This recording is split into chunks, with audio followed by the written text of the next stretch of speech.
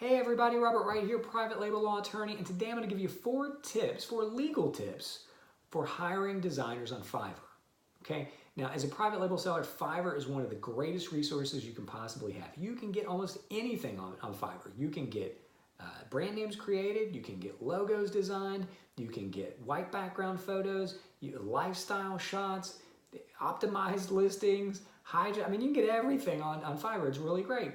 But we also have to be kind of careful when we hire on Fiverr, right? So here's 4 kind of rules of the road in terms of making sure that you're doing smart business, good, solid, legal, foundational business on Fiverr. First, look at reviews, right? Just like when you go to Alibaba, you want to look for a gold supplier, you want to look for someone that's been in business in a long time, that's moving a lot of volume. Look at the reviews of the person that's giving the gig, right? Look for someone that has a track record of good, solid reviews. Sounds commonsensical, but oftentimes we'll get tempted to run to the lowest cost. Don't do that. Look at reviews. Reviews matter, right? Secondly, understand the terms of the gig. In other videos, I've talked about copyright law, right? We know that copyright vests with the author, and that's not necessarily the person paying the bill, right? So Fiverr's terms are really good. If you look at Fiverr's terms of service, they basically say, unless the person offering the gig says you don't own the copyright, you do.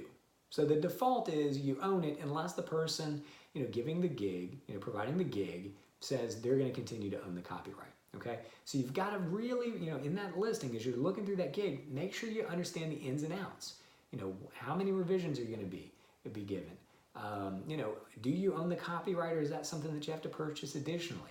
Are you allowed to use the whatever you're buying for commercial use? Those bullets in that gig are really important. Make sure you pay attention to that, okay? Also, I would always ask, make sure that the person providing the gig isn't using any stock assets. What you don't want is someone, you pay someone a couple dollars, $5, $10, whatever it is, they run off to iStock, iStock photo, pull down a stock photo, manipulate it a little bit and give it to you and say, hey, you own it, right? No.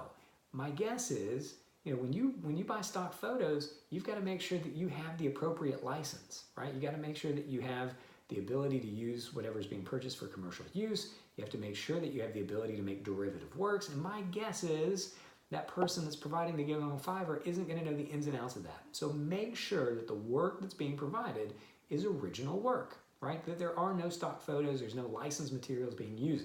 How do you do that?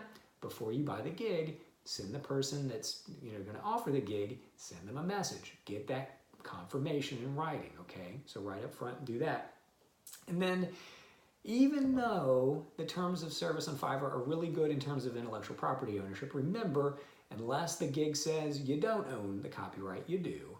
I always like to get just a simple copyright assignment agreement in place. It's just, it's belt and suspenders, right? It's dotting the I's, it's crossing the T's. Just having that signed written agreement, or in worst case scenario, like, an email affirmation. You really want to sign writing, and with e-signatures, you should be able to do that without really any sort of difficulty.